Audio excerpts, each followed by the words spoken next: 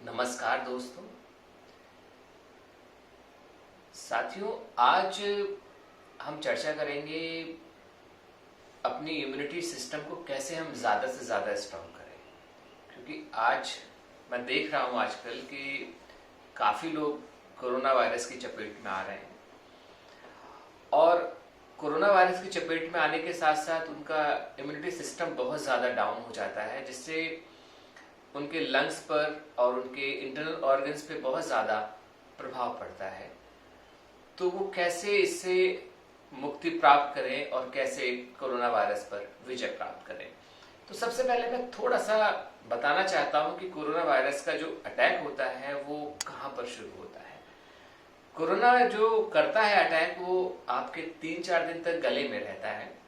इसके बाद उसका रूप बढ़ना चालू हो जाता है, फिर वो धीरे धीरे लंग्स की तरफ आने लग जाता है और जब लंग्स में आता है तो तकलीफ बढ़ जाती है, क्योंकि वो जब आपके थ्रोट में रहता है तो म्यूकस जो है, या बलगम बोल सकते हैं, कुछ लोग कफ बोलते हैं, वो गाढ़ा कर देता है। जब कफ गाढ़ा हो जाता है, बलगम गाढ़ा हो जाता है, तो वो जमने लग जाता है और धीरे धीरे वो लंग्स की तरफ आ जाता है। लंग्स की तरफ आने से आपका रेस्पिरेटरी सिस्टम को एकदम से ब्लॉक कर देता है, श्वसन तंत्र पे एकदम से हमला कर देता है, जिससे सांस लेने में तकलीफ होने लगती है, गले में खराश होती है शुरुआत के 2-3 दिन, और खांसी भी आती है। उस समय हमें अलर्ट हो जाना चाहिए, क्योंकि जब आप शुरू में ही अलर्ट हो गए और आपने कुछ उपाय करना शुरू कर दिया, योग, प्राणायाम और कुछ घरेलू उपाय, तो उससे आप जरूर मुक्ति प्राप्त कर लेंगे कोरोना से और आप उस पर विजय प्राप्त कर सकते हैं। तो उसके लिए सबसे पहले आपको थोड़ा रोज गर्म पानी पीना चाहिए। चाय, कॉफी, ये भी गर्म है, इसको पीना चाहिए। साथ साथ आपको नमक पानी के गरारे करने चाहिए, बीटाडिन का भी गरारा कर सकते हैं, और हल्दी वाला दूध पीजिए और हल्दी का गरारा भी कर सकते हैं, हल्दी का पानी भी पी सकते हैं। तो ये तो कुछ उपाय हैं। कुछ दूसरा ये है कि सिट्रिक एसिड का भी यूज करिए। नींबू का रस हो गया, मौसमी हो गया, आंवला हो गया, और लहसुन भी आप यूज कर सकते हैं। सोयाबीन, क्योंकि प्रोटीन होता है उसमें, प्रोटीन वाली चीजें भी आपको यूज करनी चाहिए कोरोना से बचने के लिए।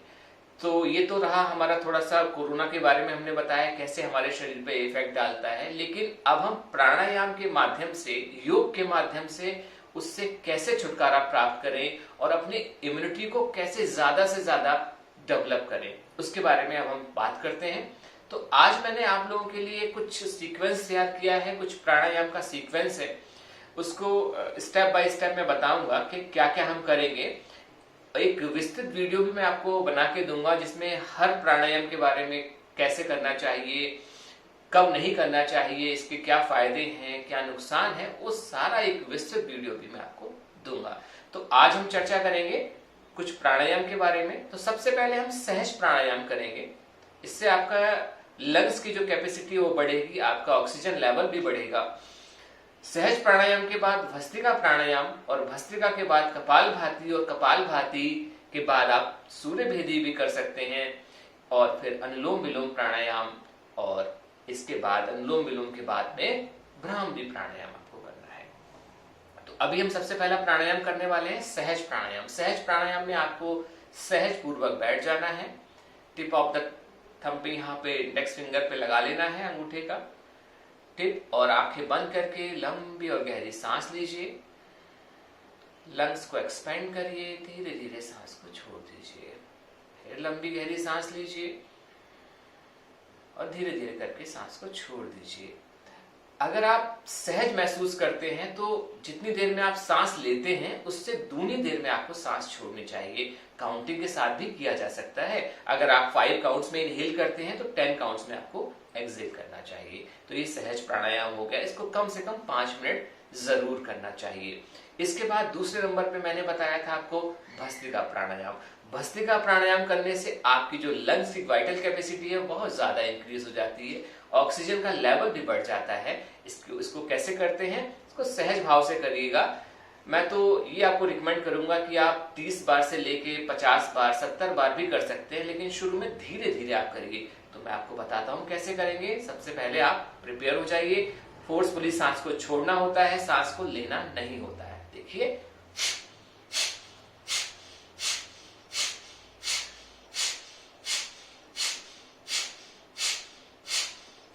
बस आपको सांस को छोड़ना है, सांस को लेना नहीं है। अगर आपको बीपी की परेशानी है तो संयमित रूप से करिए, धीरे धीरे करिए।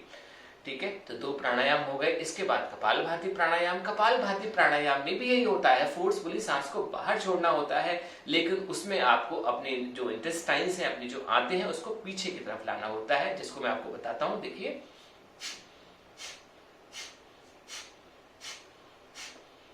सारा फोकस ब्रीद आउट पर, ब्रीद इन पर नहीं करना। ब्रीद इन स्वाभाविक ही तौर से हो जाएगी, ब्रीद आउट करना है।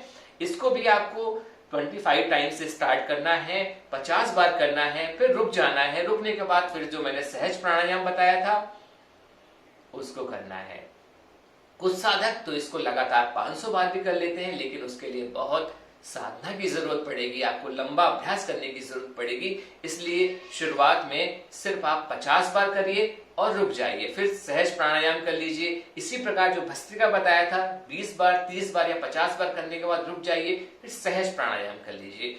अब हमने कपालभाति सीख लिया। कपालभाति तक करने के बाद अब हम सूर्य भेदी प्राणायाम करेंगे। सूर्य भेदी में क्या करते हैं, मुद्रा बना लेते हैं। पहले जो 2 उंगलियां हैं आज्ञा चक्र पे रखते हैं और राइट नोस्ट्रल से सांस लेते हैं और लेफ्ट से छोड़ देते हैं। याद रखिएगा, राइट से लेते हैं, लेफ्ट से छोड़ते हैं, लेकिन गर्मी के दिनों में इसको 10 बार, 15 बार या 20 बार ही करना चाहिए, क्योंकि ज्यादा आप करेंगे तो आपके शरीर में उत्तेजना बढ़ जाएगी।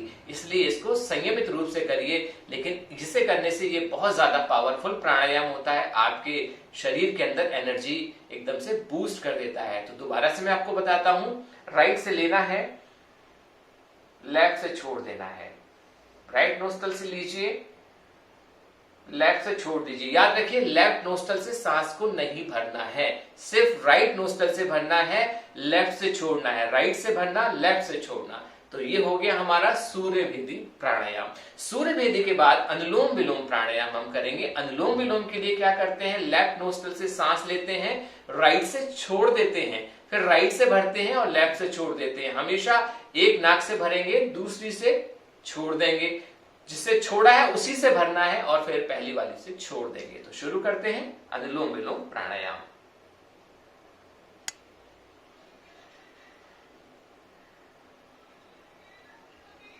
इसमें आपको क्या करना चाहिए, अगर आप चाहें तो थोड़ा होल्ड भी कर सकते हैं, काउंटिंग के साथ भी कर सकते हैं। 5 काउंट्स में इनहेल, 10 काउंट्स में एक्सहेल कर सकते हैं। अभी मैं आपको कुंभक नहीं बता रहा हूं, थोड़ा सा कुंभक बताया है। 5 काउंट्स में इनहेल करिए, 10 काउंट्स में छोड़ दीजिए, फिर 5 काउंट्स में इनहेल करिए, 10 काउंट्स में छोड़ दीजिए। अपनी इम्यूनिटी को आप बहुत ज्यादा इसमें इंक्रीज कर सकते हैं। अगर आपका ऑक्सीजन लेवल 90 से नीचे चला गया है तो इसको आप 5 मिनट करिए, तो आप फर्क देखिए कितना आपको फर्क पड़ेगा। आपका लेवल 95 से ऊपर हो जाएगा। लेकिन इसको मन के साथ, विश्वास के साथ करना है। जब आप प्राणायाम करें, मन में अच्छे विचार रखें, जब मैं प्राणायाम कर रहा हूं तो प्राणवायु अंदर प्रवेश कर रही है, और जब मैं सांस छोड़ रहा हूं तो मेरी अशुद्धियां, मेरी बीमारी, मेरी परेशानी सब कुछ दूर हो रही है। लास्ट में हमारा प्राणायाम है भ्रामरी प्राणायाम।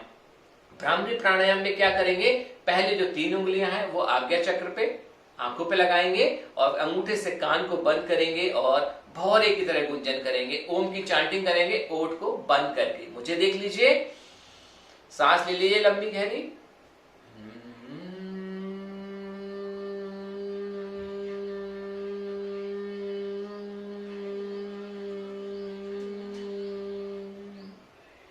इसको आप 5 बार से लेके 11 बार तक कर सकते हैं। ये तुरंत आपको मानसिक शांति देगा, क्योंकि बीमारी के समय मन एकदम शांत होना बहुत जरूरी है। जब आपका मन शांत होगा तो आपका शरीर भी स्थिर होगा और रोग प्रतिरोधक शक्ति आपकी जरूर बढ़ जाएगी।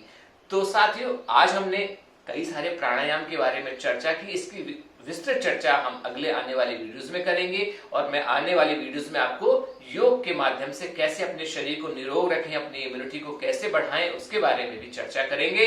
और हम पूरा करके देखेंगे कि कैसे हम आगे अपने जीवन को सफल और सुखमय बना सकते हैं। तो आज की वीडियो में बस इतना ही। धन्यवाद।